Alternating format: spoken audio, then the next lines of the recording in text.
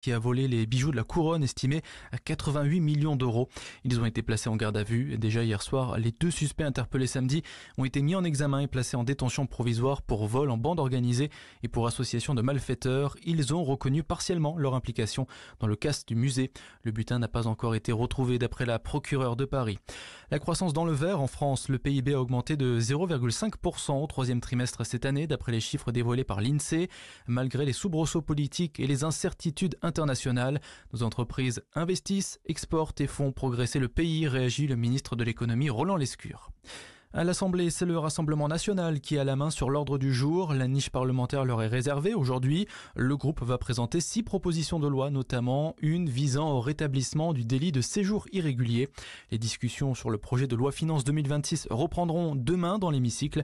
Hier, les députés ont voté en première lecture un amendement pour lutter contre l'optimisation fiscale des grands groupes.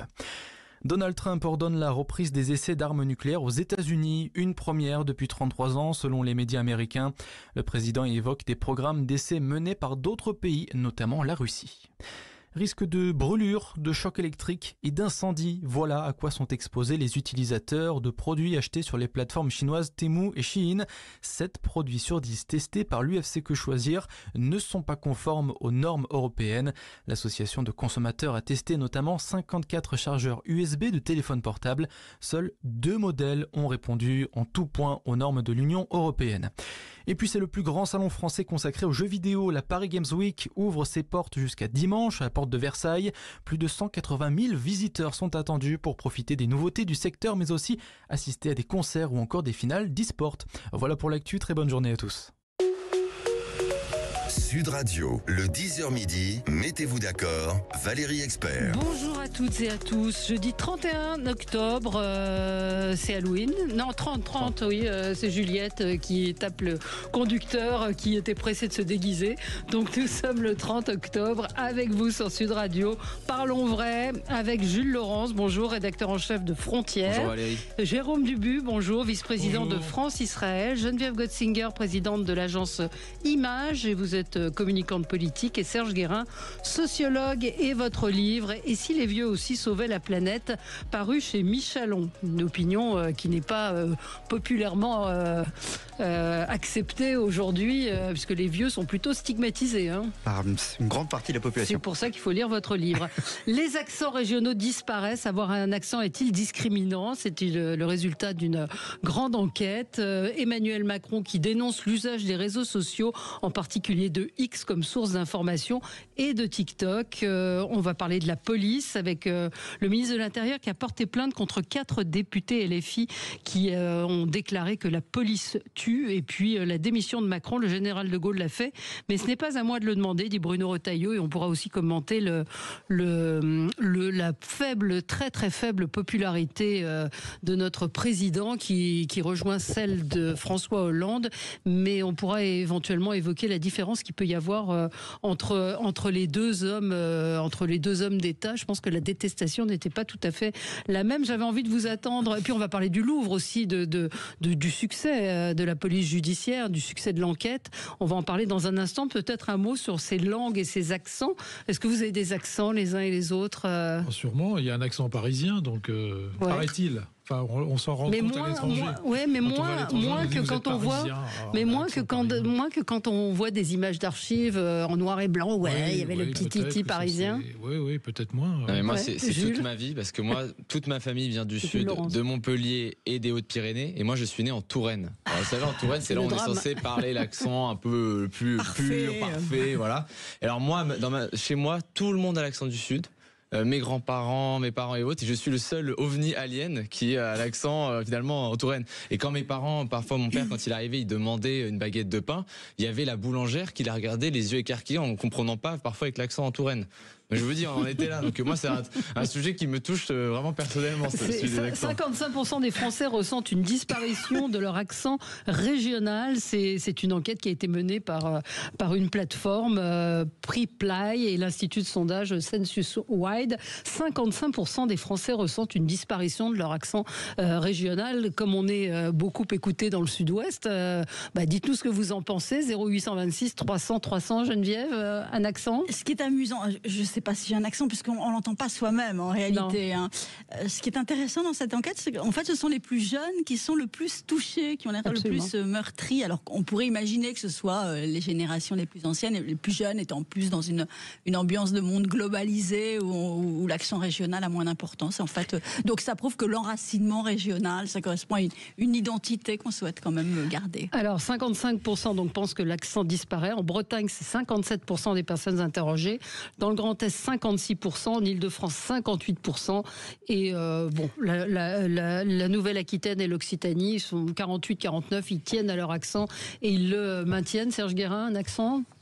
Oui, en vous écoutant, je me souvenais que quand on parlait du Premier ministre Castex, c'était le premier élément qui revenait. Absolument, on a eu un Premier ministre qui avait un accent. Et ça a contribué à sa notoriété, à sa reconnaissance, voire à sa popularité. Donc quoi, il y a quand même aussi un retour culturel par rapport à cela. Mais un peu discriminant aussi, peut-être parfois.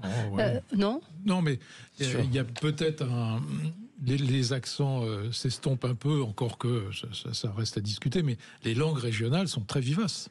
Ouais. Moi, je vais souvent en Bretagne, je vois que la langue bretonne est parlée par les jeunes, ce qui n'était pas le cas. Il y avait une rupture de génération. Les anciens, qui ont aujourd'hui 80, 90 ans, parlaient breton. Après, il y a eu une rupture. C'est-à-dire que ceux qui ont aujourd'hui 50, 60 le parlent beaucoup moins. Et dans les jeunes générations, les 20, 30 ans, les écoles qui apprennent le breton sont pleines. Donc les langues, alors je parle du breton, mais ça pourrait être le basque, je suppose, ça pourrait être le corse, ça pourrait être... Voilà, j'ai l'impression que les langues régionales restent très vivaces. Oui, les langues la langue, régionales, c'est ma patrie, donc il y a quelque chose autour de ça. Absolument. Alors, on a Diane en ligne avec nous. Bonjour Diane. Bonjour tout le monde. Bonjour. Vous avez un magnifique accent de Perpignan. Oui, tout à fait. Tout à fait. Oui. Vous avez le sentiment qu'il disparaît un petit peu ? Ça dépend parce que moi ici dans la Catalogne, comme il disait, les écoles sont pleines. Les écoles maternelles, ça commence à la maternelle et elles sont pleines. Moi, ma petite fille, ils l'ont pas mis parce que du CP1, il faut le suivre tout le temps en catalan. Donc il faut que mes enfants ne parlent pas le catalan 100%. Donc il fallait les suivre. Donc elle n'a pas pu aller à l'école parce qu'après les devoirs, il faut le faire en catalan. Mais les écoles sont pleines, les écoles catalanes. Par contre, moi, je suis de Marseille. Je suis née à Marseille. Et par contre, quand moi, je m'en vais à Marseille, ici, je ressens pas dans la Catalogne, je ressens pas ce que je ressens quand je vais à Marseille. Moi, à Marseille, ma marraine, quand elle parle vraiment, vous sentez l'accent marseillais qui sort vraiment de ses ports. Quand vous allez sur le port, quand vous allez là, vous n'entendez même plus l'accent marseillais. Quand vous allez ici en Catalogne, quand vous entendez les parents, les enfants, tous on a un accent, le catalan. Et quand on dit que ça disparaît, oui, parce que quand vous, les journalistes, ou la télé, ou les autres, quand vous êtes obligés de vous les enlever, les accents, vous les faites enlever, c'est bien dommage. Regardez, on avait un député, Aliagas, quand il était ministre, quand il parlait et qu'il roulait les airs, quand il était, tout le monde se foutait de sa gueule. Donc, c'est discriminant. Il y a qui discriminent tout. Et malheureusement, la langue, c'est le français, on a le catalan, on a, comme vous dites, les bretons, et il faut les respecter, et il faut aimer les langues, les accents, il faut les aimer. Tu vois pas à quoi ça gêne? Non, ça gêne pas, mais c'est en fait, on lisse, c'est la société qui fait qu'on lisse de plus en plus les accents. Et est-ce que vous reprenez l'accent marseillais quand vous arrivez à Marseille? Oui. Oui, quand je parle avec ma marraine, oui. Quand je parle avec ma marraine, je suis étonnée même de reprendre un accent de là-bas, et ça me fait plaisir même. Et mes enfants, quand ils viennent là-bas, ils n'ont pas du tout. Alors ils me regardent avec des yeux ronds. Pourtant ils sont grands maintenant. Mes petits enfants, ils me regardent avec des yeux gros. Ils me disent mais comment tu parles, mamie? Ah bah écoute, voilà. Mais c'est joli même. Même quand j'étais cet été en Bretagne en vacances, eh ben tout le monde dit oh quel joli accent que vous avez, ça sent le soleil. Mais ça fait plaisir. Ouais. Ça fait plaisir. Moi, je dis que les accents, il faut les garder. Mais c'est vrai que dans certains métiers et dans certains, vous pouvez pas les garder. Et c'est bien dommage, hein, parce que ça transpire notre génération, nos racines, et c'est joli. C'est vrai, c'est joli et ça fait plaisir de vous entendre. C'est imagé. Jules, vous voulez ajouter quelque chose? Merci Diane. Mais c'est vrai que l'accent, notamment du Sud, quand on passe la Loire, il a parfois été discriminé. discriminant en fait dans certains métiers. Vous pensez au métier de journaliste, on a demandé à certains de gommer leur accent. Vous pensez même au métier d'avocat. Quand il y a un avocat qui vient plaider directement à la barre à Paris, en fait, quand il a l'accent du Sud, certains prennent un air condescendant vis-à-vis de cet accent-là. Et pourtant, la France, ça fait longtemps, vous savez, qu'elle est partagée dans une double identité, l'identité régionale, l'identité nationale, ce qu'on appelle un peu les deux patries. Et ça, c'est vrai qu'il y a toujours ce conflit d'identité depuis toujours en France. C'était le travail de la Troisième République, d'atténuer les accents, de dire aux Bretons arrêtez de parler breton. Et peut-être qu'en fait, on est allé au bout du processus qui est, voilà, vous êtes tous français, vous n'avez plus l'identité régionale. Et on a un retour finalement de bâton avec des gens qui disent j'ai envie de me réenraciner, les Corses, les Bretons, les Basques notamment, qui ont une attache très forte à leur langue. Et vous savez, vous traversez les Pyrénées, vous avez la Catalogne espagnole dans laquelle vous avez un sentiment très profond des Catalans, eux, de résister à ce qui se passe en Espagne et d'avoir justement une identité. La Catalogne, je suis désolé, c'est pas mon exemple du tout, parce que là, ils sont indépendantistes. C'est totalement différent. Alors, moi, je suis d'accord pour une région qui s'assume. J'ai pas dit que vous allez être indépendantiste. D'accord, qui soit intégré qui soit intégré dans ses racines et qui les préserve et qui essaye de les diffuser. Mais dans le cadre d'une nation. D'ailleurs, on ne parle plus jamais de nation française, c'est terminé. On parle de république, on ne parle plus de nation. Alors on a Laurence également qui nous appelle de Bordeaux. Alors, y aura-t-il un accent? Bonjour Laurence. Oui, je crois qu'il y en a un petit quand même. Bonjour. Oui, bonjour. Oui, moi ce que je voulais dire, c'est que c'était quand même assez injuste parce que, par exemple, je vois quand on regarde des séries télé, notamment il y en a une là, Le Parfum du Bonheur, qui vient de se passer dans la région bordelaise, et c'est assez comique parce qu'en fait tous les gens bien sûr ont l'accent parisien et c'est assez comique parce qu'ici franchement la majorité des gens ont quand même un petit peu d'accent quoi. Donc je trouve ça ridicule de systématiquement tout le feuilleton qui se passe. D'ailleurs moi je regarde pas les Plus belles la vie et tout ça, mais je sais que là c'est pareil quoi. C'est marrant ce que vous dites parce que nous Parisiens effectivement on ne se rend pas compte, on n'a pas cette réflexion là de se dire que dans les séries tournées, alors parfois il y a des accents, mais bon. Et vous êtes bordelaise, vous avez toujours. Moi, je suis née à côté de Bordeaux, mais là, je suis toujours plus ou moins restée dans la région. Et vous avez le sentiment que l'accent disparaît ou pas? Alors, disparaît peut-être pas, mais nous, on a été quand même énormément envahis, si j'ose dire, depuis le Covid. Et bon, il y a énormément de Parisiens, mais aussi de gens d'autres régions, et ça devient très cosmopolite, Bordeaux, par rapport à ce que j'ai connu. Voilà.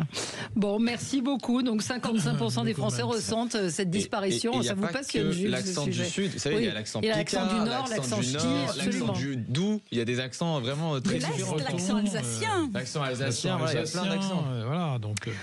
L'accent basque. L'accent basque. Allez, on va se retrouver dans un instant. On va dire quand même quelques mots du cambriolage du Louvre. Merci à Laurence de nous avoir appelé.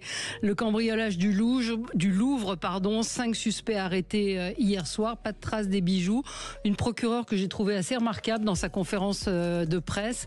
Et on va voir ce qu'on peut dire de ces arrestations. À tout de suite.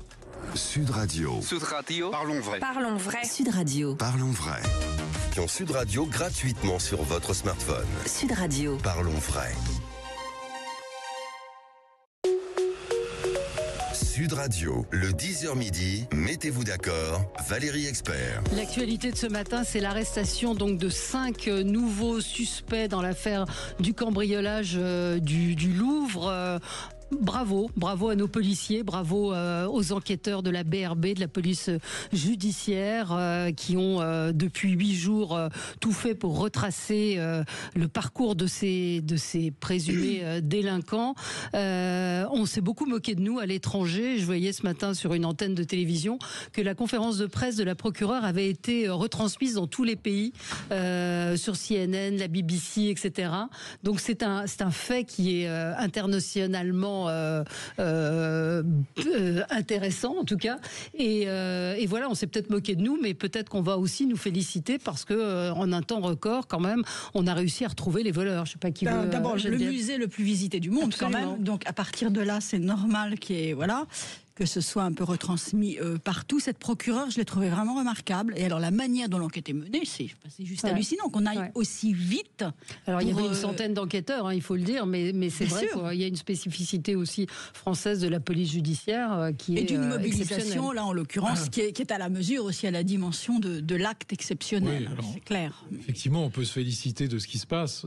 Simplement, si on avait pris les mesures adéquates de sécurité, on n'en serait pas là. Donc, une fois de plus, on dilue les responsabilités, on ne sait plus qui fait quoi. La présidente, la directrice de la sécurité, tous ces gens-là disent qu'ils sont coupables mais pas responsables. Hein. C'est un peu la jurisprudence Georgina Dufoy. Voilà, responsable mais pas coupable. Voilà, donc en réalité, tout ça va se diluer. Et vous verrez que les gens vont rester en place, qu'il n'y aura pas de sanction. Vous pensez qu'elle aurait dû, on aurait dû accepter sa démission? Elle n'est pas responsable. Elle a dit quand elle est arrivée il y a 4 ans, Laurence Descartes, qu'elle avait été sidérée de voir l'état 4 ans, c'est long d'abord. Deuxièmement, alors, je vous rappelle qu'il y a un président de la République qui a demandé à ce qu'on ouvre une nouvelle entrée, il y a un président de la République, il y a des ministres de la Culture, il y a un certain nombre de gens dans la haute fonction publique qui effectivement se couvrent maintenant, parce que c'est ce qui se passe, évidemment. Il y a une catastrophe, donc tout le monde se couvre. Plus personne n'est coupable. Bon, moi je trouve ça assez délétère. Maintenant, il faut se féliciter de l'avancée de l'enquête. On a 100, je crois, d'après ce qui a été dit, une centaine d'enquêteurs. Donc bon, voilà, la grosse machine est en marche. Vous êtes rabat-joie. Non, je suis pas rabat-joie. Mais d'ailleurs, je n'ai pas accepté non plus le French bashing dont on a été victime, qui a été un peu stupéfiant, notamment de la part de certaines chaînes de télévision. J'ai trouvé ça un peu curieux de taper sur la France comme ça. Non, les anglo-saxons le font très bien. Chaque fois qu'on a une difficulté, c'est pas la peine d'en rajouter dans notre pays. Voilà. Bon, Vous voyez que je suis très partagé, Eric. Non, mais ce qui est sûr, c'est que de toute façon, il y a un double contre-la-montre. Le premier, c'est que de toute façon, il fallait une véritable victoire médiatique et politique sur cette question de retrouver du moins les personnes. Parce que si on a toute une attention médiatique sur notre pays, il faut avoir une victoire de l'autre côté. Et la deuxième victoire, c'est ce qu'il faut, c'est que de toute façon, les gars, là, ils voulaient partir dans d'autres pays, donc il fallait à minima les arrêter. Et puis, de toute façon, plus le temps passe, moins on a de chances de retrouver les bijoux. Donc, il faut de toute façon aller très vite sur cette affaire. Je rappellerai que sur cette question de la démission, beaucoup de Français avaient été notamment assez touchés, vous vous rappelez, de la démission du général De Villiers, quand il s'était opposé à Macron en disant moi je veux augmenter le budget des armées, à un moment c'est ce qu'il faut pour le pays, et si jamais vous voulez pas le faire, moi je m'en vais. Si en fait on était dans cette même disposition là, si on a quelqu'un qui estime que la sécurité du Louvre n'est pas au rendez-vous, qu'elle rencontre des oppositions, Emmanuel Macron, que sais-je, Hidalgo, d'autres personnes, elle prend la parole formellement, elle dit je suis face à des personnes qui ne veulent pas assurer la sécurité du Louvre, moi je ne prendrai pas la responsabilité de la chose. C'est ça, vous savez, il parle toujours de agir en responsabilité, être responsable. On a une classe politique qui nous parle tout le temps de cette notion de responsabilité, sauf qu'en fait au moment où en fait il faut les assumer, ils disent tous oui en effet je suis responsable, par contre moi j'ai pas démissionné. Oui. Geneviève? Oui. Bon, moi je pense qu'on est passé là aujourd'hui au stade de l'enquête, on n'est plus sur les responsabilités initiales par rapport à ça. Oui, mais il ne faut pas les oublier non plus. Je suis d'accord, mais là, il me semble que ce matin, ce dont il faut se féliciter, être un peu positif de temps en temps, c'est de cette capacité qu'on a quand même en France, qu'a la police judiciaire, de mener très rapidement une enquête qui est quand même très compliquée, parce que manifestement, il y a des ramifications internationales. Non, je pense. Oui, il y a sans doute un commanditaire, on ne sait pas trop qui, mais j'ai l'impression qu'on va y arriver. Moi, en écoutant hier le volontarisme de cette procureure, je trouve ça oui, mais l'un n'empêche pas l'autre. C'est-à-dire qu'on peut se féliciter de la capacité de nos enquêteurs et du système judiciaire sur cette affaire, tout en critiquant le fait que tout ça va passer vraisemblablement par pertes et profits des responsabilités communes. Moi, j'en suis à peu près persuadé. Je suis pas certaine de ça. Voilà. À chaque fois, c'est la même chose. On crie à la responsabilité, c'est tellement énorme que finalement, l'irresponsabilité de la société actuelle est de pire en pire. Serge Guérin. Je vous écoutais sur le terme de irresponsable, responsabilité. C'est vrai que c'est amusant de dire que les gens disent de plus en plus en responsabilité. Les élus en particulier ou les politiques, moins ils prennent leurs responsabilités et plus ils prennent le terme. On peut le trouver sur la culture, on peut le trouver sur plein d'éléments. Ça, c'est une première remarque. La deuxième, c'est intéressant aussi de se dire que c'est au moment où, si j'ai bien compris, je n'y connais rien. Oui.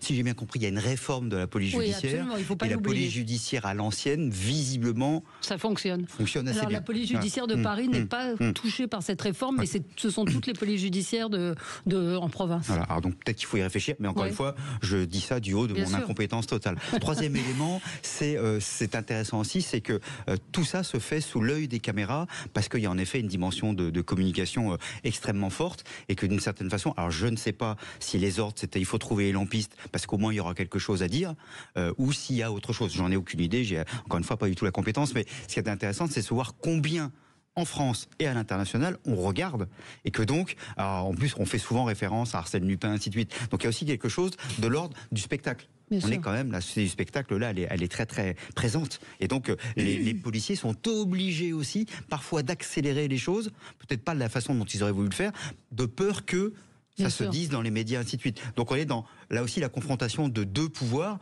un pouvoir de la police qui essaie de faire ce qu'elle doit faire, et un pouvoir médiatique qui essaie de faire aussi ce qu'il pense devoir faire, mais parfois l'un peut bloquer aussi l'autre. Et donc c'est intéressant de voir qu'on est vraiment dans ce moment-là un peu particulier où la notion de guide de bord, de société du spectacle revient assez fortement quand même. Oui. Alors l'accélération, elle est aussi, si j'ai bien compris, hein, moi non plus, je suis vraiment pas une spécialiste de la police judiciaire et de ce type d'enquête.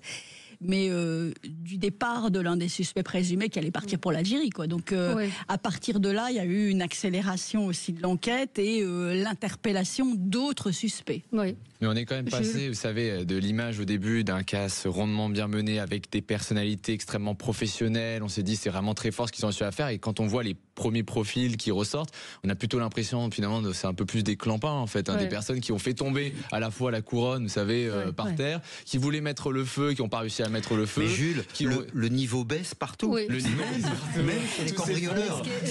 On est loin d'Arsène Lupin, en effet. Non, mais qui ont quand même laissé sur leur passage un certain nombre de traces, d'indices absolument partout. Ils ont laissé des indices partout. Ça fait quand même assez pied nickelé, cette histoire. Mais ce qu'expliquait la procureure ce matin, c'était Marc-Olivier Fogiel qui a interviewé. Elle disait que effectivement on est loin. Il lui posait la question du grand banditisme parce qu'on imaginait des gangs, enfin pas à l'ancienne, etc. Et il lui dit mais aujourd'hui, elle lui a répondu mais aujourd'hui en fait ce sont des types qui sont recrutés sur Internet, sur les réseaux, et elle dit on est parfois effaré des sommes qu'ils sont payés, c'est-à-dire des sommes dérisoires par rapport aux enjeux et au risque qu'ils prennent, quand même, au risque qu'ils prennent. C'était la première fois dont ils entendaient parler du musée du Louvre. C'est possible. Au moins ça leur fait un peu de culture. En tout cas, ils connaissaient la fenêtre. Ça c'est du mépris de classe. Ils ne connaissaient pas le musée, en tout cas ils connaissaient la fenêtre. Voilà. Bon. Donc, non mais moi j'insiste là-dessus quand même, il y a un décalage de plus en plus important entre la responsabilité qu'on a dans la sphère privée, j'allais dire la sphère des entreprises. Oui, vous avez raison. Vous êtes mauvais, quand vous avez de mauvais résultats, vous dégagez immédiatement. Et la sphère de la fonction publique et de l'État. Au sens large du terme, élus, collectivités locales. Alors là, vous êtes soumis au suffrage universel de temps en temps. Mais enfin, sur la sphère de plus en plus souvent de la fonction publique, je suis frappé par l'irresponsabilité qui gagne de plus en plus. C'est la question de la Cour des comptes. Enfin, tous les ans, la Cour des comptes remet un rapport qui pointe tous les dysfonctionnements de la société. Et il ne se passe rien. Ce matin, ça n'a rien à voir avec le Louvre, mais vous avez c'était la journée mondiale d'Alzheimer, de la lutte contre les accidents vasculaires cérébraux. Il y a un article dans le Figaro ce matin qui nous apprend que la Cour des comptes pointe du doigt le fait que la prise en charge en France n'est pas au niveau. Il y a en France, à Paris, en Île-de-France, la moitié des lits d'AVC qui sont fermés. Donc vous avez un AVC, vous pouvez tourner sur le périph' pendant des heures avant de trouver un endroit. Si on a un AVC, on tournera plus. Il faut être pris en charge très rapidement. Non, mais il y a des gens qui s'en sortent des AVC quand ils sont pris rapidement. Donc vous avez la Cour des comptes qui avait pointé ces défaillances de sécurité. Où est la responsabilité pour en revenir au Louvre, le rapport de la Cour des comptes, alors on nous dit il y a des bribes qui sortent, il y a quelques conclusions, etc. On sent bien qu'il est retenu. Bon, alors voilà. Pourquoi il est retenu parce qu'il y a un certain nombre de gens qui vont être en responsabilité, pour reprendre un terme à la mode. Stéphane, un auditeur me dit, par exemple, moi j'ai fait un audit pour un centre psychiatrique, un audit sécurité. Quand j'ai pointé les failles, on m'a remercié en me disant on va prendre l'ancien audit qui était beaucoup plus complaisant. Voilà, responsabilité. On se retrouve dans un instant, on va parler des réseaux sociaux. 0826 300 300. Est-ce que vous allez sur les réseaux sociaux? Est-ce que vous vous informez sur les réseaux sociaux, sur X en particulier? Le président de la République, il vient de découvrir que c'était pas bien. Voilà, en particulier, c'est l'extrême droite sur X. À tout de suite. Sud Radio. Parlons. Sud Radio, le 10h midi, mettez-vous d'accord, Valérie Expert. Et on se retrouve pour commenter l'actualité sur Sud Radio avec Jules Laurence, Jérôme Dubu, Geneviève Gotzinger et Serge Guérin. Alors Emmanuel Macron, hier à l'occasion du Forum de la paix, a dénoncé les dérives des réseaux sociaux. Il accuse la Russie de déstabiliser les démocraties européennes et il a plus particulièrement parlé de X et de TikTok. Écoutez. Je vous défie, ouvrez aujourd'hui X en France avec un contenu libre. Si vous ne tombez pas immédiatement sur des contenus d'extrême droite, c'est que vous êtes mal organisé. Le possesseur de celle-ci s'est engagé dans le combat démocratique et l'international réactionnaire. Donc, ce ne sont plus des lieux où on peut s'informer. C'est un processus de dégénérescence démocratique. On a fait n'importe quoi. Parce qu'on a totalement tort d'aller s'informer là-dessus. Alors, on a tort d'aller s'informer là-dessus.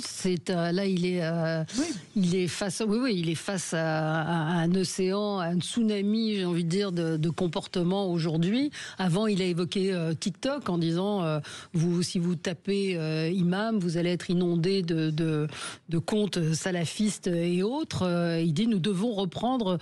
Alors ça, je ne sais pas ce que ça veut dire. Nous devons reprendre le contrôle de notre vie démocratique et informationnelle, Geneviève. C'est sûr que c'est de puissants outils de désinformation. Enfin, c'est une espèce de café du commerce planétaire. Alors autrefois, on pouvait raconter n'importe quoi entre soi devant une bonne bière. Aujourd'hui, on poste n'importe quoi sur X ou sur TikTok et ça fait le tour du monde. Et ça a un impact. Ce cauchemar que vit Brigitte Macron, quand même. Ce cauchemar que vit Brigitte Macron, ça serait autrefois resté entre 4 ou 5 personnes qui auraient déconné devant une bière, encore une fois. Là, aujourd'hui, ça a un retentissement planétaire à cause des réseaux sociaux. Parce qu'ils sont merveilleusement utilisés pour jeter l'opprobre sur cette femme et raconter n'importe quoi. Et quand même raconter de la première dame de France qu'elle est transgenre. C'est juste énorme que des gens à travers le monde puissent aujourd'hui croire ça. Ce sont des millions de gens. C'est l'impact de X. C'est l'impact des réseaux sociaux. C'est l'impact de TikTok. Ouais. Donc, effectivement, moi je pratique beaucoup X. J'y poste beaucoup de choses moi-même. Donc, Ah oui, non, mais je suis une utilisatrice. Vous informez un peu alors ou... Non, j'informe, moi. Justement, j'informe. Mais je vois la manière... Vous avez la possibilité, donc, sur X d'informer alors. Vous avez la possibilité. Je vois la manière dont je suis prise à partie, dont je me fais traiter de tous les noms. De salioupine, par exemple. Vous voyez, je ne suis pas juive, mais je pourrais être juive. De salioupine, par exemple. De filles qui aiment la chair noire, parce que je travaille sur l'Afrique, vous voyez, par exemple. Donc je sais ce que c'est, moi. Ouais. Je sais ce qu'on vit quand on est sur ce type de choses. Et qu'on s'en sert justement pour informer. Et qu'on est en proie à une désinformation massive, notamment venue de trolls russes, d'accord, qui soutiennent, par exemple, les régimes putschistes de l'AES, Mali, Burkina Faso et Niger, qui sont en train d'amener leur pays dans une impasse djihadiste totale. D'accord ? Donc je vois cette désinformation, elle est à l'œuvre partout et elle est effectivement le fait de réseaux bien précis. Oui, notamment les réseaux russes. Moi, je vais vous dire, il n'y a pas plus de désinformation sur X que ce qu'il peut y avoir parfois dans la parole du gouvernement. Je vais vous prendre un exemple précis. Est-ce que vous vous souvenez de Gérald Darmanin, vous savez, qui parlait des supporters anglais lors des événements au Stade de France? Gérald Darmanin était vraiment sûr de lui, disait c'était des supporters anglais qui ont déstabilisé la demi-finale de Ligue des Champions. Ce n'est qu'eux qui sont responsables. Et en fait, sur X, justement, il y a beaucoup de personnes qui sont mobilisées à ce moment-là pour dire, mais là, on a un ministre de l'Intérieur qui nous ment. Regardez les vidéos, on peut les sortir. Et donc en fait, on a pu, grâce à X aussi, faire émerger une vérité, alors que on avait à ce moment-là un gouvernement qui mentait. Et d'ailleurs, Gérald Darmanin a par la suite assumé qu'il avait menti à ce moment-là. Donc vous voyez, faut pas être trop caricatural. Il y a aussi sur ces réseaux sociaux comme X une possibilité d'avoir une démocratie plus directe, d'avoir une possibilité d'avoir en fait un espace médiatique dans lequel il peut y avoir une parole plus libre. Emmanuel Macron déteste la démocratie directe. Il refuse de faire des référendums. Il refuse, vous savez, il choisit très bien ses médias. Il y en a plusieurs dans lesquels il veut pas aller parce qu'il veut pas être confronté à certaines questions. Eh bien, écoutez, ces espaces comme X aujourd'hui permettent aussi de faire émerger beaucoup de vérités, permettent de faire émerger des réalités qui existent en France, qui étaient avant couvertes et qui. Non, mais on peut être dans la nuance, on peut être.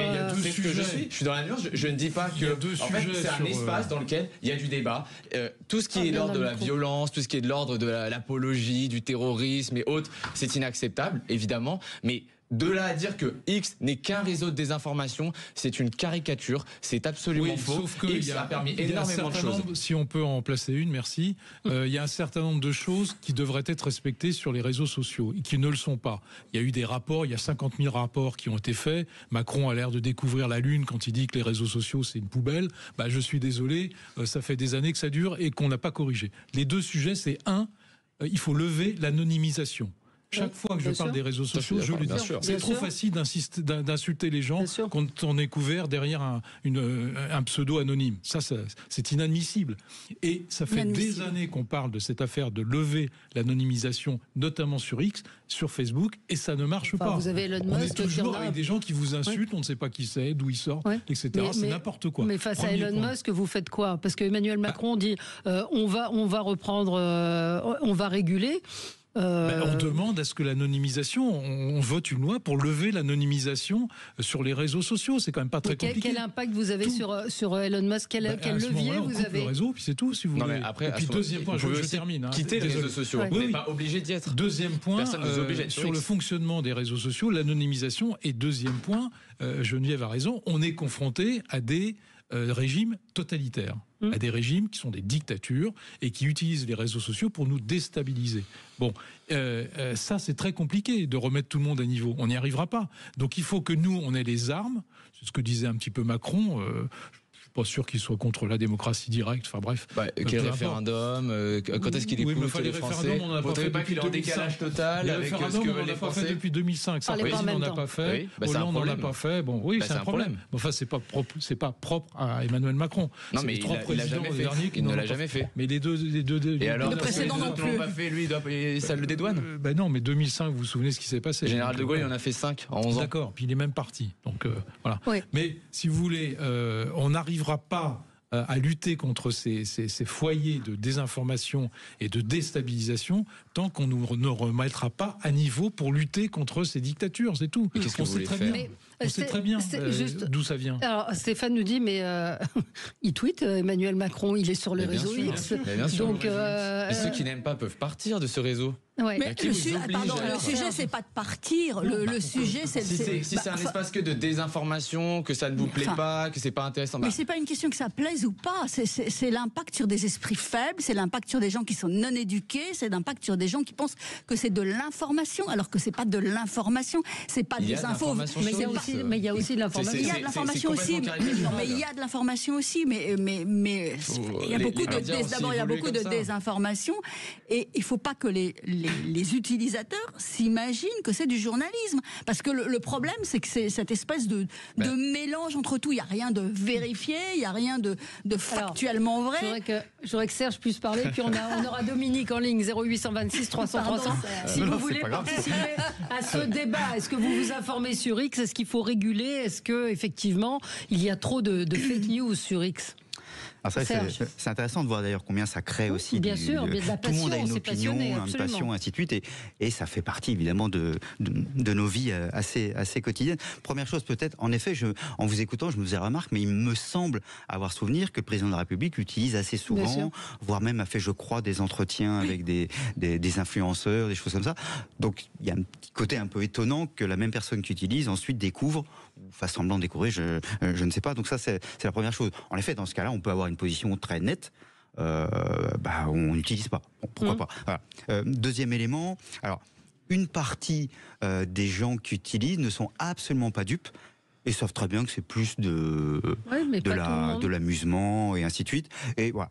Troisième élément, j'entendais, oui, les journalistes, quand je vois le taux de crédibilité des journalistes, faut pas non plus raconter d'histoire, il n'est pas plus élevé que le taux.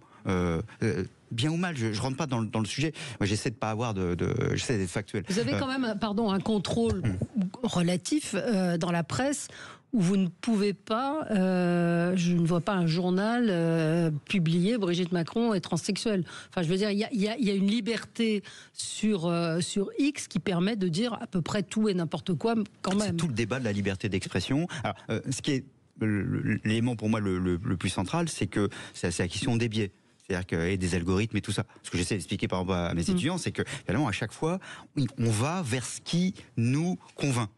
Ce qui renforce notre conviction. Bien sûr. Et dans ce cas-là, si vous affrontez pas à des convictions autres, c'est pas de la réflexion, c'est vous répétez les choses. Oui, et donc c'est ça. Mais il faut avoir le discernement, voilà. Ce qui n'est peut-être pas forcément le cas de tout le monde. Oui, et au-delà du discernement, on a souvent le non-discernement de l'autre, c'est parce qu'il n'a pas le nôtre. Absolument. Et donc il faut aussi faire attention à ça. Savez, les journalistes n'ont pas la science infuse non plus. Enfin, je veux dire, mais moi j'ai en mémoire un certain nombre d'affaires qui se sont déroulées où la presse a fait boule de neige. Je pense par exemple à l'affaire Baudis.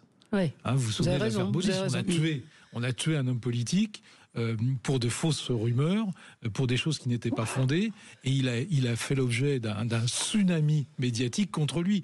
Sa carrière a été brisée alors que tout était faux de A à Z, et tout le monde a repris ses arguments. Ce genre de choses, c'est inadmissible. Oui, voilà. Mais ça arrive aussi. C'était avant les réseaux sociaux. Évidemment qu'on a des algorithmes qui vont vers ce qui nous convainc, mais j'aimerais rappeler quand même que, en fait, dans la vie de tous les jours, vous savez, des gens qui lisent la presse papier, la presse quotidienne régionale, qui lisent quelqu'un qui achète Libération tous les jours, il va vers ce qui lui convainc. Vous savez, il lit le même journal tous les jours, et en fait, il a des biais de confirmation en permanence avec des journalistes qui pensent les mêmes choses. Je veux dire, il n'y a pas besoin d'être sur X pour avoir des choses qui viennent nous convaincre tous les jours, avoir des biais de confirmation. C'est la nature humaine quand même, faut rappeler qu'on a besoin, ça nous fait du bien. D'être conforté dans notre vie. On lit Frontières tous les jours. Je suis pas sur cette ligne. Donc voilà, évidemment, mais parce que vous êtes très intelligent, très supérieur. Mais la plupart des gens, vont vers ce qui leur convient. Parce que ça les rassure, parce que ça leur fait du bien. Et le travail, justement, d'avoir une vision, c'est aussi la sérendipité. C'est d'un coup, je lis quelque chose et bing, je tombe sur autre chose auquel je n'avais pas pensé. Il y a eu vous n'avez pas connu, mais il y a eu un journal assez de référence qui s'appelait Le Monde. Oui. Et ça a été il y a pas si longtemps que ça, une vingtaine d'années. Vous pouviez lire, vous appreniez plein de choses, y compris des choses avec lesquelles vous étiez surpris, voire en désaccord, ainsi de suite. Et finalement, c'est la difficulté de trouver encore des médias, de l'information et de l'analyse, sur lequel ça nous oblige peut-être à réfléchir, y compris contre nous-mêmes. Et réfléchir contre soi-même, c'est peut-être même la définition même de la réflexion. Et de ce point de vue-là, on peut dire que les réseaux X et autres n'y contribuent pas nécessairement, mais peuvent aussi y contribuer. C'est aussi ça toute la difficulté. Dominique est en ligne avec nous. Bonjour Dominique. Bonjour à toute l'équipe et bonjour aux auditeurs. Bonjour. Alors moi je vais vous rassurer, je fais partie de ces esprits faibles décrits il y a quelques secondes par une personne absolument condescendante que j'ai écoutée avec énormément de plaisir. Donc pour information, je suis psychologue, donc voilà, les esprits faibles ont parfois une formation aussi. Donc je suis très étonné de voir la manière dont on parle aujourd'hui des réseaux sociaux, sachant que ceux qui les critiquent sont ceux qui postent 250 tweets par semaine, au point que les citoyens se demandent ce que foutent les ministres, parce qu'ils passent plus de temps sur les réseaux sociaux à se valoriser et se faire polir qu'à travailler réellement sur les sujets qui nous concernent tous. Je voudrais vous rappeler que Emmanuel Macron est le plus gros utilisateur de réseaux sociaux et le plus gros fabricant de fake news. Je voudrais quand même vous rappeler que Emmanuel Macron s'est quand même fait photographier en train de faire de la boxe avec des biceps ultra photoshopés, qu'il se fait photographier et qu'il se fait prendre sur les réseaux sociaux dans son avion présidentiel qui s'appelle Air France One. Donc tout ça, c'est vraiment du bullshit.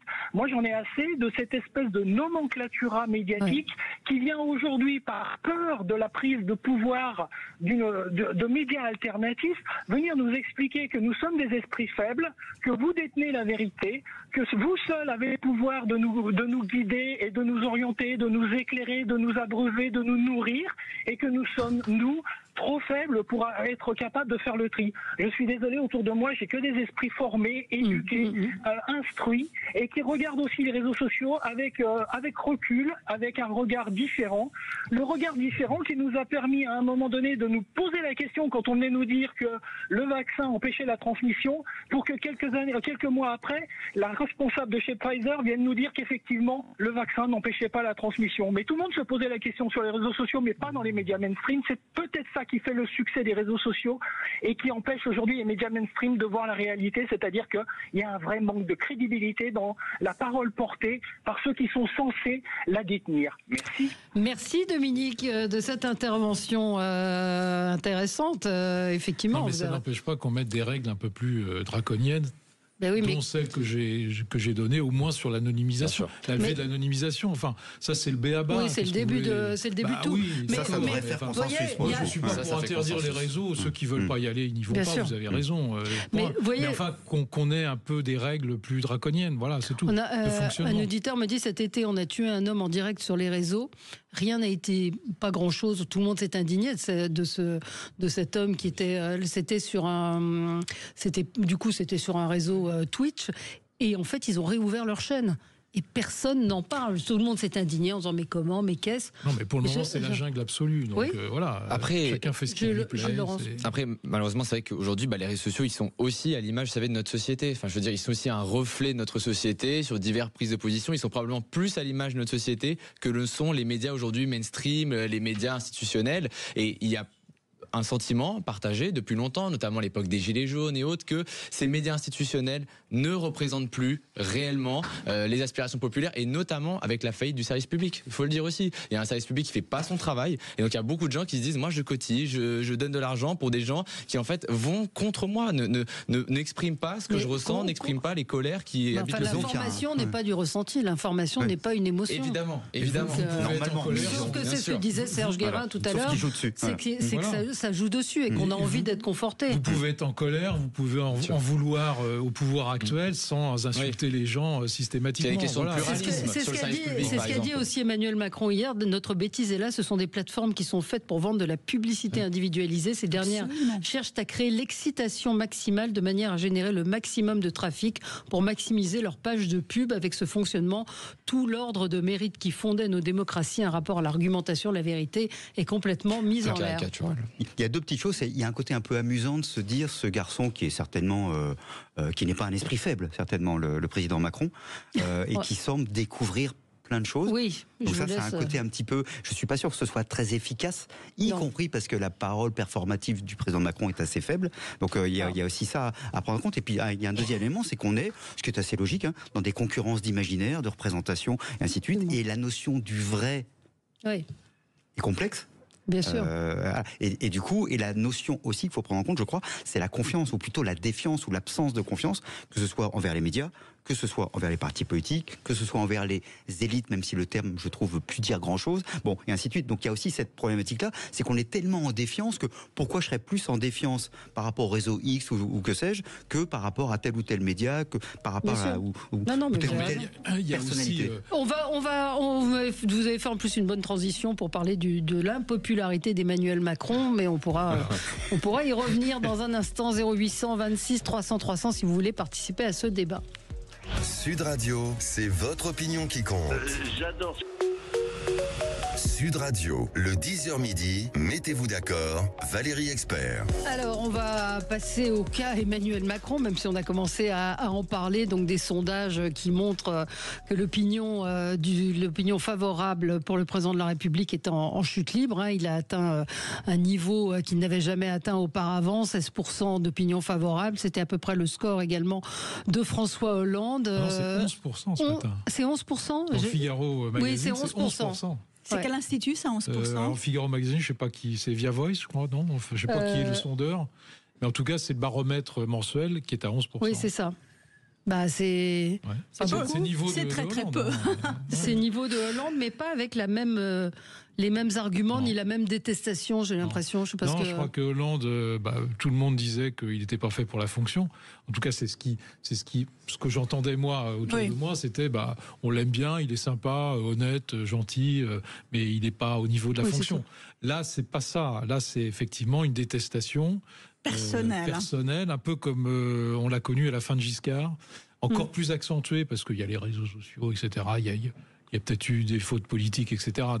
Mais la détestation d'un président, moi, je l'ai jamais connue à ce point-là, sauf à la fin de Giscard. Vous vous souvenez, quand Giscard est sorti de l'Élysée, quand il a été battu en 81, il a été quasiment admonesté, insulté, on lui a jeté des tomates, ça a été épouvantable. Bon, là, si Macron allait dans une réunion publique sans filtre, ce serait catastrophique. Il serait insulté, il serait voire vilipendé physiquement. Donc il y a une forte détestation. C'est pour ça que moi je prône pour la démission assez rapide. Voilà. Oui, mais alors Bruno Retailleau allait dans ce sens-là hier. C'est ce qu'on a dire tout en disant. Écoutez, on va écouter. Un retour aux urnes, je pense qu'on y viendra. D'une façon ou d'une autre. Il y a 3 façons de le faire. La démission du président de la République, ça lui appartient. La dissolution. On va envoyer les points par point. La démission, vous la souhaitez ou pas aujourd'hui ? Je n'ai jamais dit que je la souhaitais. C'est au président de prendre cette décision. Vous souhaitez qu'il prenne cette décision ? Bien sûr. Le général de Gaulle l'avait fait. Le général de Gaulle l'avait fait. Mais c'est pas à moi de le demander parce que ça va fragiliser la fonction présidentielle. La démission ? Il y a le référendum. Si vous voulez donner la parole aux Français, il faut leur donner de manière générale. Vous n'êtes pas favorable à une dissolution ? Le problème de la dissolution, c'est qu'elle risque de ramener une assemblée qui n'est pas du tout de majorité. C'est ça le problème. Donc vous n'êtes pas pour la dissolution ? Je ne sais. Si, je pense qu'il faudra un moment ou un autre le retour aux urnes. Je ne le sais pas. Bon, c'est effectivement, il le dit sans le dire, tout en le disant. Vous comprenez pourquoi LR a fait 4,5% au présidentiel. Qu'est-ce que vous voulez avec des mais là, il ressort un peu du bois. Bruno Retailleau, il avait disparu. Si c'est ça son discours, merci. Il s'enfonce lentement quand même depuis qu'il a quitté le gouvernement. Vous savez, c'est là à la fois il dit donc il faut qu'il démissionne, mais je lui dis pas le faire. C'est comme quand il disait voilà, je participe au gouvernement, finalement je participe pas. Je suis finalement une opposition au sein du gouvernement. Mais en même temps, voilà, on sent bien que c'est la béquille. Enfin, on comprend plus où se situe LR. Est-ce que LR est vraiment un parti de droite ou est-ce que c'est la béquille du macronisme ? Il y a aucune prise de position. Et en fait, la vérité, c'est qu'il y a beaucoup de Français qui en ont juste ras-le-bol d'avoir cette classe politique. Ils ont l'impression qu'ils veulent pas aller à la discussion parce qu'ils veulent tous sauver leur siège. Oui, ça c'est un sentiment qui est complètement ressentent partagé. Les Français. Qui a de la tambouille politicienne et il y a un ras-le-bol avec cette classe politique. Vous savez, Macron, pourquoi est-ce qu'il y a un ras-le-bol ? C'est parce qu'il y a un sentiment d'usure avec quelqu'un qui emmène le pays. Il y a pas de pilote dans l'avion, vous savez. Il y a pas de cadre. Il y a pas de cap qui est donné aujourd'hui au pays. Et c'est ça ce que reprochent les Français en fait. C'est qu'en fait, à un moment, où va le pays ? Et depuis en fait 8 ans qu'il est au pouvoir, vous savez, on a du mal à savoir. Et je rappellerai une chose, ce qui était absolument scandaleux. On parlait du rapport de Macron au public. Et vous vous rappelez que Macron, il avait quand même reçu une gifle quand même quand il était allé. Alors c'était absolument scandaleux. Je suis complètement contre. Oui, mais Chirac s'est fait cracher dessus. Non, mais c'est quand même. Quand il faisait sa campagne. Non, mais aujourd'hui, Macron, il peut plus se permettre. Vous savez, vous avez vu Javier Milei, comment on peut en penser ce qu'on veut. Il peut se mettre au milieu d'une foule. Il est acclamé. Mais combien de temps ça va durer ? C'est le propre des dictateurs. Non, c'est pas un dictateur, Javier Milei. C'est le propre des régimes autoritaires. Non, mais c'est pas une dictature. Non, il a été élu. C'est le propre des régimes autoritaires. Mais c'est pas un régime autoritaire, c'est un libertarien. C'est l'opposé de l'autoritarisme. Un libertarien. C'est-à-dire qu'en fait, c'est contre l'État. Le régime autoritaire, c'est un État fort. C'est antinomique. Non, mais vous savez, là où je suis d'accord, c'est qu'effectivement, la ligne stratégique des Républicains, on la voit pas. Bruno, 11% des Français lui font confiance. Vous voulez qu'on revienne sur Emmanuel Macron ou sur Retailleau ? Non, mais c'est les deux. Les deux sont liés. Il y a 11% des Français qui font confiance à Emmanuel Macron. C'est 11%. Je ne sais pas si vous vous rendez compte. Ah si, parfaitement. Oui. Non, mais la désaffection. Bruno Retailleau, d'abord, lui, il n'a pas peur de la dissolution puisqu'il est sénateur, donc il faut quand même pas tout dire une chose et n'importe quoi. Bruno Retailleau est sénateur, donc lui, il ne sera pas dissous. Donc on peut. Oui, mais bon, son parti. Président des LR. Il est président de LR. Je pense qu'il a, je sais pas. Je pense qu'il pense beaucoup à lui là avec cette déclaration un peu tortueuse à laquelle on comprend pas grand-chose, mais en même temps, avec le nouveau gouvernement, il a perdu la visibilité que lui donnait son poste de ministre de l'Intérieur. Donc, il a besoin d'exister. Voilà, il a perdu beaucoup quand même avec le remaniement et avec l'arrivée de Le Cornu à Matignon, Bruno Retailleau. Donc il a un besoin absolu de s'exprimer. Maintenant, on comprend pas ce qu'il veut. Là, je suis d'accord avec ça. C'est tout sauf clair et c'est pas fait pour. Il a sans doute intérêt, lui, personnellement, à une démission du président de la République aujourd'hui, parce que là, plus le temps va passer, plus il va perdre en visibilité. Il existe de moins en moins dans la sphère publique. D'ailleurs, il entame une tournée de France là. Oui. Donc c'est aussi dans cette perspective de reprendre un peu d'oxygène. Ce qui est quand même assez catastrophique, c'est que tout, quel que soit le parti, et quelle que soit la personnalité, ils ne raisonnent sur le bon fonctionnement de la France qu'en fonction de leurs propres intérêts. Je vois Madame Le Pen, par exemple. Moi, je n'ai rien a priori contre Madame Le Pen, mais elle ne veut pas de démission du président de la République parce qu'elle serait inéligible. Je suis désolé. Quand on aime la France, c'est ce qu'elle dit. Eh bien, on réagit en fonction de ce qui est bon pour les Français. Elle n'a pas dit, elle, qu'il devait s'en aller ? Mais non, elle est pour la dissolution de l'Assemblée nationale, qui, là, je suis d'accord avec Retailleau, donnerait les mêmes résultats. Oui. Donnerait, mais à peu près les mêmes choses. Enfin, en tout cas, donnerait une assemblée ingouvernable. Oui, pas forcément les mêmes résultats, mais sans doute pas de majorité. Juste un mot, c'est que Jordan Bardella, dans ce baromètre du Figaro Magazine, est donné à 45% d'opinion positive. Alors lui, il est pour la démission, pour le coup. Ouais. Bien sûr. En vous écoutant, elle a quand même dit que la démission de Macron serait la décision de tout ça. Serge, dirais.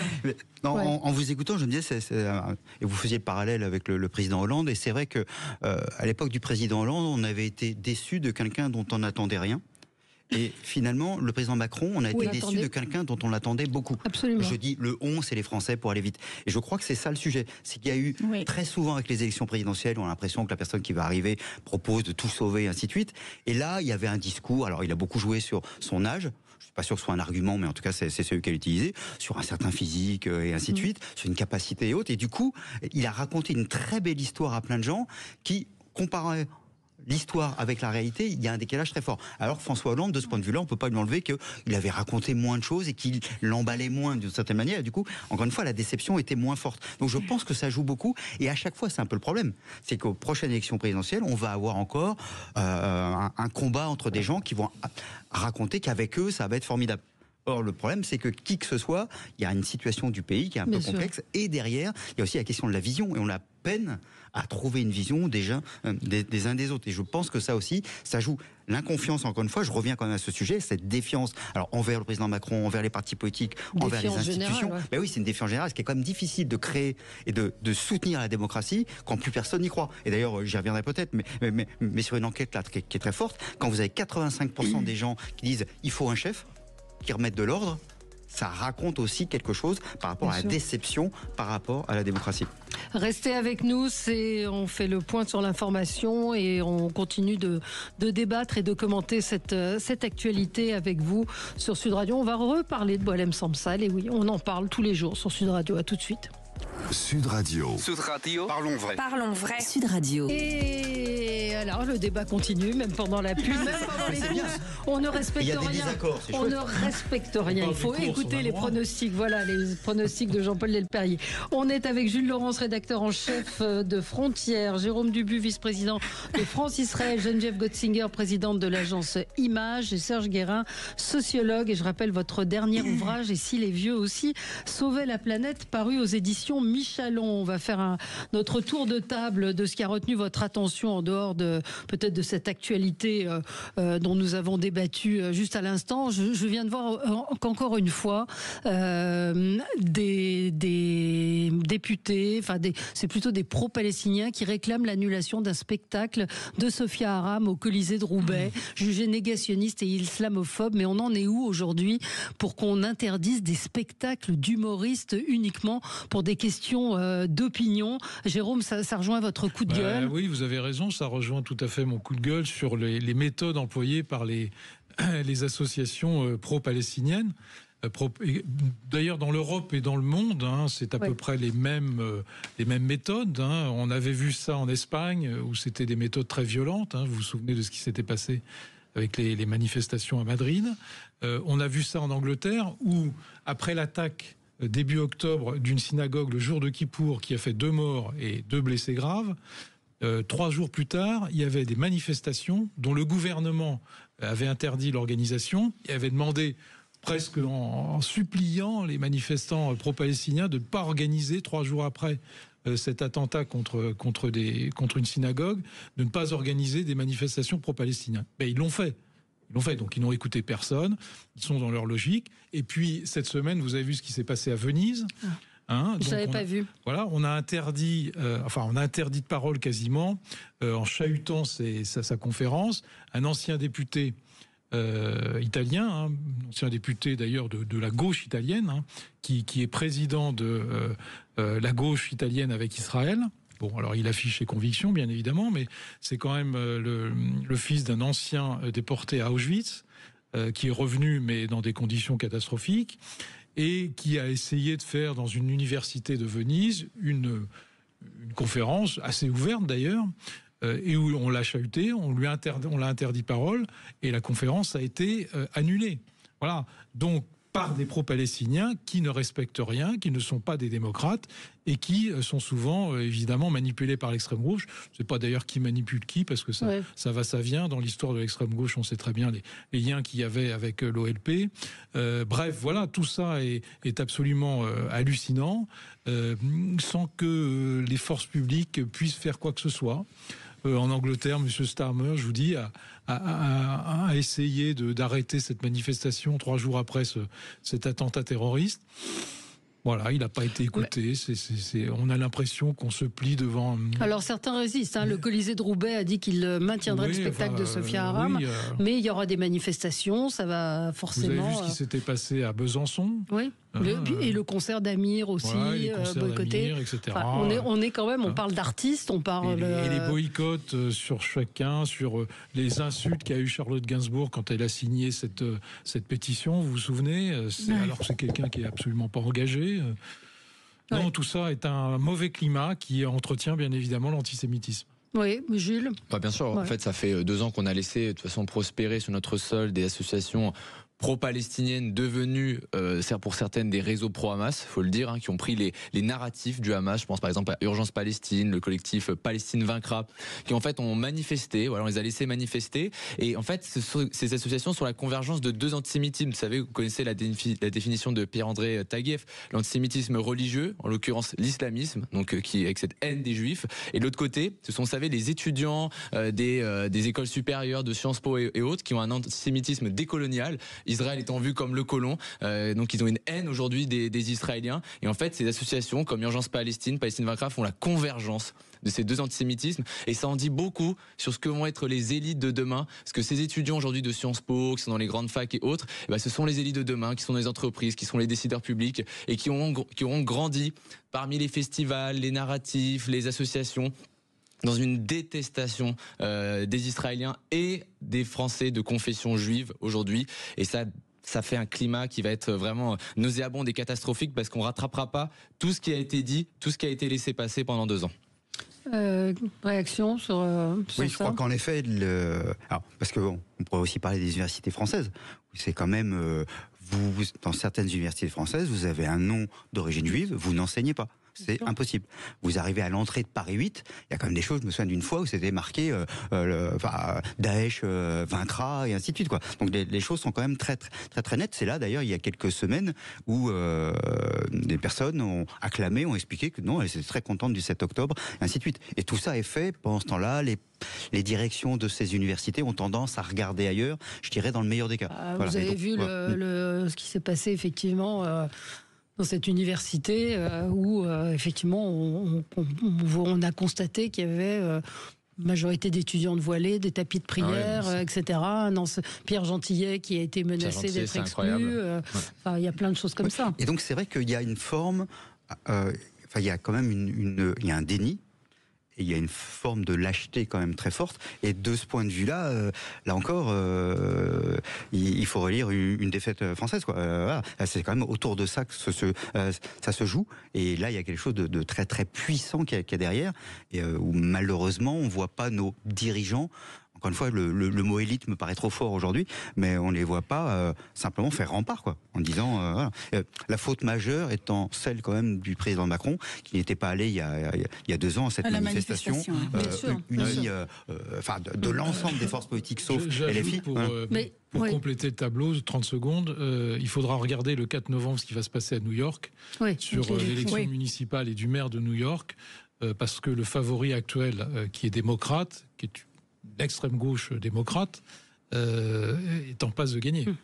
Alors Jules, vous, c'est ce qui a retenu votre attention, effectivement on en parle assez peu, c'est le rapatriement de Gazaouis, enfin le rapatriement, c'est pas un rapatriement puisqu'ils sont pas français. Non, donc on appelle ça comment? C'est l'accueil, c'est une évacuation avec après des statuts de réfugiés des Gazaouis. Vous savez, en fait ça avait été stoppé au moment de l'été dernier. Il y avait eu une décision, ce qu'on appelle de la CNDA, vous savez c'est la Cour nationale du droit d'asile, qui avait attribué un statut de réfugié pour les étudiants gazaouis. Et vous savez, il y avait eu beaucoup de polémiques, notamment une étudiante qui bénéficiait d'une bourse Courage, Espérance, je sais plus comment elle s'appelait, ou Excellence, et qui en fait on avait retrouvé qu'en fait elle avait des tweets qui faisaient l'apologie d'Hitler, des tweets pro-Hitler, pro-Hamas. Il y avait eu aussi un étudiant dans le sud de la France dont un des frères était lié à un haut responsable du Hamas. Et donc en fait, après toutes ces révélations, on avait coupé court à l'arrivée de ces étudiants. Et finalement, on apprend par la presse, que c'est confirmé par le ministère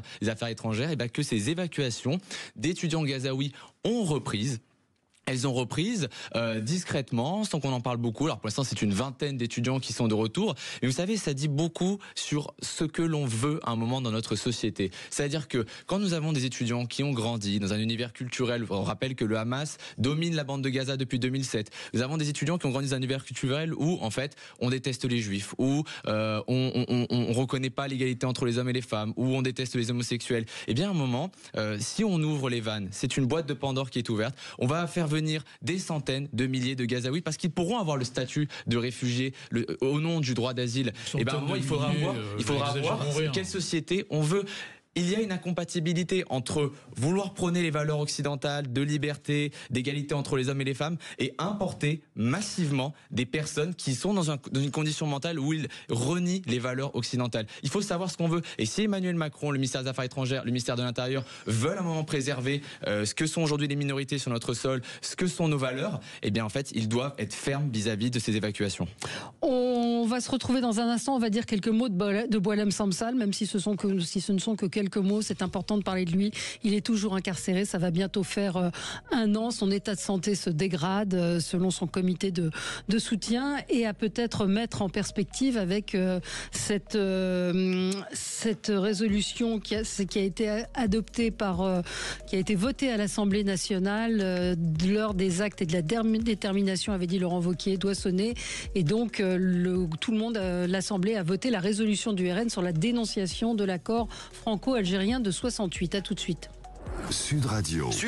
Parlons vrai. Sud Radio, le 10h midi, mettez-vous d'accord, Valérie Expert. On est ensemble avec vous jusqu'à 11h30. Vous vouliez réagir quand même sur ce qu'évoquait Jules Laurence, à savoir l'arrivée de Gazaouis réfugiés en France, qui a repris un peu en loose day, pour parler trivialement. C'est un sujet un peu annexe, mais je voulais quand même insister sur l'importance de la différence de traitement que l'on fait de Gaza partout et d'autres points du monde où se déroulent des drames humanitaires absolument majeurs. Et je pense notamment au Soudan, où depuis, alors c'est un pays qui est en proie à une guerre civile depuis 2 ans et demi. Il y a un rebelle, le général Hemeti, qui vient de prendre une grande ville, El Fasher, et on voit sur les réseaux sociaux, ces fameux réseaux sociaux encore, des massacres en masse qui sont relayés. Il y a eu dans une maternité 460 personnes qui ont été tuées. Femmes et enfants. Femmes et enfants dans une maternité. Il y a des images absolument abominables de femmes pendues avec leurs enfants. Absolument. Ces images existent sur X. Je ne sais pas qui en parle, et effectivement... C'est un nettoyage ethnique qui se déroule au Soudan. Et on n'en parle pas. Un vrai nettoyage ethnique. Et pourquoi est-ce qu'on n'en parle pas? Voilà, je pose la question. En général, on vous répond no Jews, no news, c'est-à-dire il n'y a pas de juifs, donc ça n'intéresse pas vraiment les gens. Je le dis tel que c'est, mais c'est vrai que la République du Congo aussi est en proie à des affrontements terribles. Mais le Soudan est dans une situation absolument effarante. Mais c'est des massacres ethniques, des massacres ciblés. C'est une guerre civile depuis 2 ans et demi dont personne ne parle. Ouais. Il faut demander à M. Trump de résoudre, puisque je crois qu'il a résolu 8 conflits, d'après ce qu'il dit. Ouais. Il est en train d'essayer de résoudre un 9e conflit, c'est ça? Il a fait plus que Macron, en tout cas. Voilà. Oui, ça serait son 10e. Au Soudan, il ne faut pas l'avertir. Je ne suis pas sûr que l'ironie soit toujours la meilleure réponse, mais c'est vrai que c'est très intéressant, parce que derrière, ce qu'il y a, c'est que c'est beaucoup plus difficile de trouver les bons et les méchants. Et ce qu'on aime, c'est quand on s'y intéresse, quand il y a l'antisémitisme, et ainsi de suite. Et là, les gens disent, mais comment je vais faire? C'est entre des Noirs, entre des Africains, entre des gens du même pays. Et donc, les gens, c'est beaucoup plus difficile d'avoir une position tranchée. Et donc, globalement, ça n'intéresse pas, parce que LFI & Co, ils trouvent pas du grain à moudre. Donc, derrière, il y a aussi ça. Et puis, il y a sans doute aussi une forme de mépris, d'indifférence pour ce qui se passe dans tous ces pays-là. Et alors que, évidemment, comme en République démocratique du Congo, il y a quand même des drames absolus avec des dizaines, voire des centaines de milliers de morts, et c'est amusant, personne ne descend dans la rue, et ainsi de suite. Donc vous avez fort bien raison d'en parler, parce que ce sont quand même des sujets absolument majeurs, et encore une fois, comme nos grilles habituelles sont plus difficiles à mettre en place, on préfère regarder ailleurs. Alors, dites donc, Thomas Porte a tweeté, bouleversé par les vidéos qui nous arrivent du Soudan après la prise d'Al-Fashar par les forces A, nous assistons à une opération de nettoyage ethnique abominable, des crimes de guerre, etc. Donc il ira manifester. Elle a écouté Geneviève. Il va écouter à l'instant. Mais rendons, effectivement, on les accuse souvent de choisir leur combat.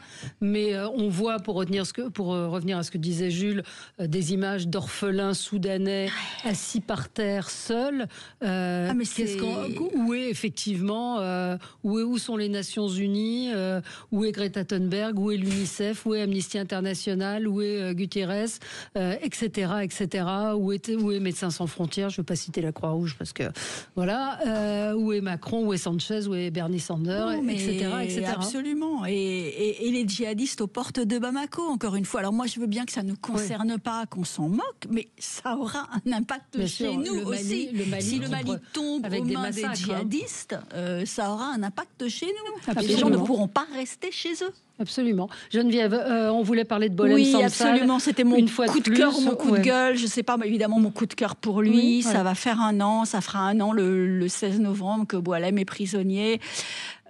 Coup de gueule parce que il est toujours dans la même situation d'isolement absolu, avec juste son épouse autorisée à le voir 1 fois par mois, 1 fois toutes les 3 semaines à peu près. Une vraie inquiétude sur sa santé aujourd'hui, encore une fois. C'est ce que dit Arnaud Benedetti. Voilà, oui, absolument. Arnaud qui a fondé le comité de soutien, dont je suis membre d'ailleurs, pour Boualem Sansal. Inquiétude sur sa santé, il aurait, en plus du cancer, on sait qu'il a un cancer quand même, il aurait une mauvaise grippe, quelque chose, donc on ne sait pas s'il a été autorisé, s'il a été hospitalisé ou pas. Il y a eu des rumeurs de diverses et variées à propos de l'autorisation d'hospitalisation. Et puis, une volonté, je remets dans le contexte, la volonté du ministre de l'Intérieur d'essayer quelque part de calmer le jeu avec l'Algérie, Laurent Nunez est vraiment à rebours de ce que faisait son prédécesseur. Bruno Retailleau, il y a manifestement une visite qui serait programmée dans les semaines qui viennent en Algérie. Il est évident que si cette visite a lieu, le préalable doit être la libération de Boualem, 81 ans, atteint d'un cancer, en prison depuis 1 an, juste pour avoir exercé sa liberté d'expression, sa liberté d'écriture. Alors, est-ce que les choses peuvent bouger aussi avec ce qui s'est passé ce matin, très important à l'Assemblée nationale, puisque la proposition de résolution dénonçant les accords franco-algériens, on en parlait ici même, a été adoptée ce jeudi lors d'une niche parlementaire présentée par le RN. Ça a été adopté à 1 voix près. Qu'est-ce que concrètement ça peut changer? Ça ne changera strictement rien. D'ailleurs, ça pose un vrai problème. C'était assez symbolique. Voilà. Bon, parce que en réalité, Retailleau, effectivement, s'était démené, mais nous avait dit, moi je vais répertorier 50 Algériens qui sont en situation d'expulsion, et je vais remettre cette liste aux autorités algériennes. Vous allez voir, les Algériens vont partir. Très dangereux, en liberté, etc. Les Algériens, les 50 sont toujours là, avec tout ce qu'il y a derrière d'ailleurs. Donc tout ça n'a pas bougé vraiment. En réalité... mais on a une impuissance incroyable. Ce qui a été voté ce matin, au fond, c'est à la fois symbolique, mais c'est assez dangereux. Pourquoi ? Parce que si on dénonce les accords d'Évian sans qu'il y ait autre chose derrière, on en revient, les accords de 68, on en revient aux accords d'Évian de 62 qui sont encore pires que les accords de 68. Oui. Donc si vous voulez, il faut qu'on mette quelque chose en place, mais on ne le mettra jamais en place puisque les Algériens n'en veulent pas. Donc c'est très compliqué. On ne peut pas dénoncer comme ça les accords de 68 parce que ça redevient plus favorable aux Algériens si on ne met pas quelque chose en place pour se substituer aux accords de 68. Moi, ce que je vois, c'est qu'on est aussi humilié. Hier, je voyais cette information. L'Algérie reprend ses OQTF venus d'Espagne. Donc, on est vraiment... Oui, humilié. Ouais. On est aussi extrêmement zélé, vous savez, dans ce qui est de l'application, nous, de la CEDH, c'est-à-dire qu'il y a aussi notre épine dans le pied sur cette question des OQTF, article 3 de la CEDH, article 8 de la CEDH, qui, vous savez, lorsque les avocats font des recours massifs sur la question des OQTF, en fait, on a aujourd'hui des juges administratifs qui ont des jurisprudences très laxistes sur cette question des OQTF, qui, évidemment, faut pas séparer les familles, il faut pas avoir un éloignement dans un pays où il aurait des conditions de maltraitance, et en fait, on a des narratifs qui sont donnés pour les OQTF, où il sera en danger si jamais il retourne en Algérie. Et en fait, on a tout un droit, c'est-à-dire contre nous, il n'y a pas juste la question des accords franco-algériens, il y a la question du droit européen aussi, qui nous fait très mal, qui nous empêche aujourd'hui d'expulser et d'avoir... Et en fait, aujourd'hui, les vrais ministres de l'Intérieur, ce sont les juges administratifs. Ce sont eux qui décident au final, parce qu'il y a tellement de recours sur les OQTF devant les tribunaux administratifs, que ce sont vraiment les juges administratifs qui sont les vrais ministres de l'Intérieur sur la question de la politique migratoire. Oui, Serge Guérin. En vous écoutant, c'est vrai que le premier mot qui me vient, c'est quand même la notion d'impuissance. Bien sûr. C'est-à-dire que ce soit sur Boualem Sansal, que ce soit sur cette histoire d'accord 68 et sur plein d'autres choses, et là aussi, ça contribue à une forme de défiance de la société qui se dit, mais en fin de compte, on est incapable d'agir et de se faire, entre guillemets, respecter. Il y a quand même quelque chose autour de ça qui, je crois, qui est rude, y compris en termes symboliques pour les Français, de se dire, mais en fin de compte, on est un peu la risée du monde et on peut même pas choisir. C'est Régis Debray qui disait, vous savez, une frontière, c'est il y a du dedans et du dehors. Et là, d'une certaine manière, il y a plus de dedans et de dehors. Et donc là, je crois que pour les gens, à vivre cela, il y a quelque chose qui est sans doute très, très rude. Et puis en vous écoutant, je pensais aussi au Danemark, pays social-démocrate, tenu par la gauche, c'est une femme première ministre, et qui a pris un certain nombre de décisions, dont autour de l'immigration, d'être sur l'immigration zéro, en disant on arrête, et y compris dans les enjeux, il y avait des enjeux économiques, mais aussi des enjeux justement pour dire, mais si on veut sauver notre modèle, notre système, où par exemple une femme, si elle veut porter une mini-jupe, porte une mini-jupe sans aucun risque pour sa vie et ainsi de suite, voilà, et bien on est obligé de faire en sorte que les gens qui soient dans le pays respectent une certaine homogénéité de culture. Et c'est intéressant. Et d'ailleurs, ce qui est intéressant, c'est que ce pays est un pays où la gauche gagne et se développe. Je rappelle aussi que c'est un pays qui a proposé la retraite, qui a dit qu'en 2040, la retraite sera à 70 ans. Ce qui prouve aussi une certaine lucidité économique. Mais il y a à la fois une lucidité. Et du coup, les gens acceptent parce qu'il y a cette vision globale. Et du coup, c'est aussi la question de l'homogénéité et ainsi de suite. Mais en vous écoutant, je me disais que en France, on avait à la fois un problème énorme d'impuissance, c'est le terme qui vient comme ça, et aussi de se dire, aussi un rapport par rapport au réalisme, au non-déni, qui est un vrai sujet, quoi. C'est-à-dire que le défi, le refus de voir le réel, alors que ce soit démographique, que ce soit culturel, que ce soit ainsi de suite. Et je crois que c'est ça aussi qui fait du mal au pays et qui fait du mal aux gens dans le pays. En disant, mais finalement, on nous écoute pas, ce qu'on voit et ce qu'ils voient, c'est plus la même chose, et ainsi de suite. Il y a sans doute quelque chose à gratter de ce côté-là. Mais c'est tout à fait ça, cette rupture entre les élites, les partis politiques, les élus et le peuple, c'est, quand vous interrogez les gens, c'est l'impuissance publique. Oui, c'est l'impuissance publique. C'est pas tellement l'inaction, le manque d'idées, etc. C'est la mise en place d'un certain nombre de choses pour lesquelles on a été élu et qui ne sont pas mises en place, quel que soit le parti politique. Et c'est pour ça qu'il y a une dichotomie entre de plus en plus profonde entre le peuple, les citoyens et les élites au sens large du terme, et les élites politiques. Voilà, on a l'impression que quel que soit le parti, quelle que soit la personnalité, quel que soit le programme, on va arriver à une espèce de gestion molle qui finalement ne changera rien et qui nous précipite petit à petit vers le déclin. Serge, rapidement, vous avez 25 secondes pour faire votre coup de cœur, pour dire que les fractures françaises, il n'y a pas que des fractures. Oui, voilà, c'est ça qui est intéressant. Elles sont très fortes. Ça fait plus de 10 ans qu'il y a une étude tous les ans avec le CEVIPOF, Sciences Po et tout ça, sur les fractures françaises. Et on dit souvent qu'il y a d'énormes dissensus, mais il y a aussi des très très forts consensus. Le problème de ces consensus, c'est qu'ils ne sont toujours pas très très positifs. Par exemple, 90% des Français estiment que nous sommes en déclin. Je ne sais pas où sont les 10% qui pensent qu'on n'est pas en déclin, mais ça c'est un sujet. Mais quand on arrive à 90%, on est quand même sur des données extrêmement fortes. Une deuxième, 89% des Français estiment que la violence progresse de plus en plus. 89% pour être précis. Vous voyez, donc on est quand même sur des éléments où on dit souvent il n'y a pas de consensus. Il y a aussi des consensus dans ce pays que souvent on ne veut pas voir. Voilà. Oui. Merci à tous les quatre. Dans un instant, l'émission Média avec Gilles Danzmann, et on va parler du sucre avec un formidable documentaire sur Arte à revoir sur la plateforme d'Arte, sur l'origine du sucre et comment on est tous devenus addicts. C'est formidable. À tout de suite. Sud Radio. Sud Radio. Parlons vrai. Parlons vrai. Sud Radio. Parlons vrai.